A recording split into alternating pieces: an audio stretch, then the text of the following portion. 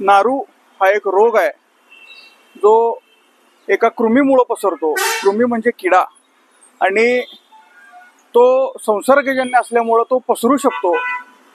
जो दूषित अन्न पाणी पिल्याने होतो, दूषित अन्न खाल्ल्याने किंवा दूषित पाणी पिल्याने होतो। त्याच पद्धतीने बेळगावमध्ये एक वेगळा नारू रोग त्या ठिकाणी पसरवणारा कीटक, कृमी किंवा व्हायरस म्हणू शकता, तो काल आला होता आणि त्याचं नाव आहे लाल पिवळा नारू।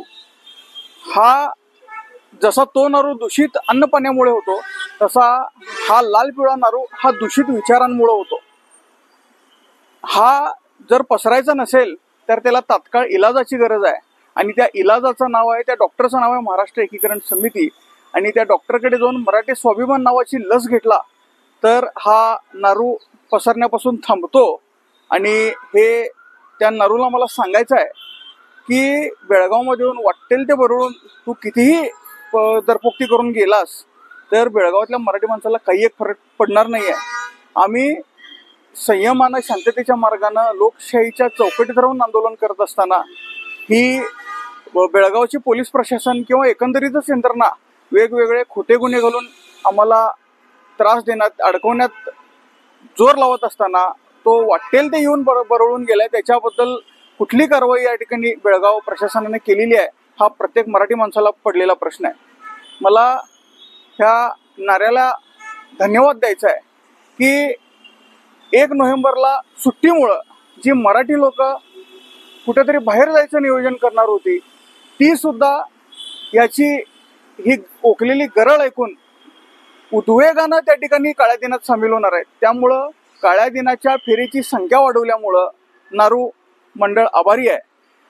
महाराष्ट्र एकीकरण समितीच्या चळवळीला 70 वर्ष झाली आणि त्यांचं असं म्हणणं आहे की राज्याच्या विरोधात किंवा राज्योत्सवाच्या विरोधात त्या ठिकाणी आम्ही हे सगळं करत असताना मला एक सांगायचं आहे की जसं भाषावर प्रांतरचना झाली आणि बॉम्बे राज्याचा भाग असलेला बेळगाव हे अन्यायानं परराज्यात डांबण्यात आलं, तेव्हापासून आम्ही हा दिवस निषेध दिवस म्हणून पळतो आणि तो केंद्र सरकारच्या विरोधात करतो। तर मला बेळगावातल्या स्थानिक कन्नड भाषिकांना सांगायचं आहे, या अशा लोकांच्या अजिबात नादी लागू नका। आम्ही आमच्या न्याय हक्कांसाठी लढतो। आम्ही कन्नड भाषेला किंवा कर्नाटक राज्याला कधीच विरोध केलेला नाही। राज्योत्सवाला विरोध करायचा प्रश्नच येत नाही। आम्ही आमच्या न्याय हक्कासाठी, आमची न्यायी मागणी लोकांमध्ये आमची लोकेच्छा दाखवण्यासाठी एक माध्यम म्हणून ती निषेध फेरी असते। लाखोच्या संख्येनं त्या ठिकाणी लोक येत असतात। याच्यावरून इथल्या लोकांची लोकेच्छा काय हे तुम्हाला खऱ्या अर्थानं कळायला हवं। आणि परवाच हायकोर्टानं सुद्धा सांगितलेलं आहे की एखाद्याला निदर्शनं करण्याचा किंवा आंदोलन करण्याचा अधिकाराने तुम्ही तो हिरावून घेऊ शकत नाही। असं असताना रक्तपाताच्या त्या ठिकाणी तो इकडं गोष्टी करून गेलाय आणि त्याच्यावर कसल्याही प्रकारची कारवाई होत नाही। बेळगाव पोलीस प्रशासन त्या ठिकाणी त्याच्यावर तात्काळ कारवाई करणं गरजेचं आहे, अन्यथा जशास तसं आम्हाला उत्तर द्यावं लागेल। मी खूप संयमानं आणि कायद्याच्या चौकटीत राहून बोलण्याचा प्रयत्न करतोय, पण हे असं चालू राहिलं तर आमच्या संयमाचा बांध कधी फुटेल हे आम्हीच सांगू शकत नाही। त्यामुळे तात्काळ या नारूवर कारवाई करा आणि याचा प्रादुर्भाव इथल्या स्थानिक लोकांपर्यंत होण्यापासून वाचवा, एवढी विनंती मी या ठिकाणी बेळगाव प्रशासनाला करतोय।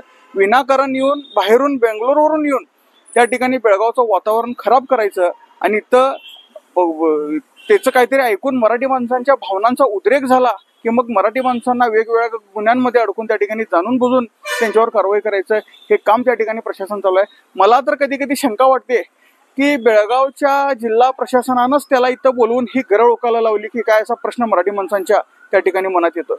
कारण जाणून बुजून असं काहीतरी वातावरण दूषित करायला लावायचं आणि कारवाईच्या किंवा कायदा सुव्यवस्थेच्या नावाखाली त्या ठिकाणी बेळगावाच्या मराठी माणसांची आंदोलनं थांबवायचं। त्यामुळं हा विचार प्रत्येकजण करतोय आणि याचा कुठेतरी उद्रेक होईल याच्या आधी त्या नारायण गौडावर तात्काळ कारवाई करावी अशी विनंती मी करतोय। महाराष्ट्र एकीकरण समितीचा हा लढा लोकशाही मार्गानं जोपर्यंत आम्हाला न्याय मिळत नाही तोपर्यंत चालूच राहील।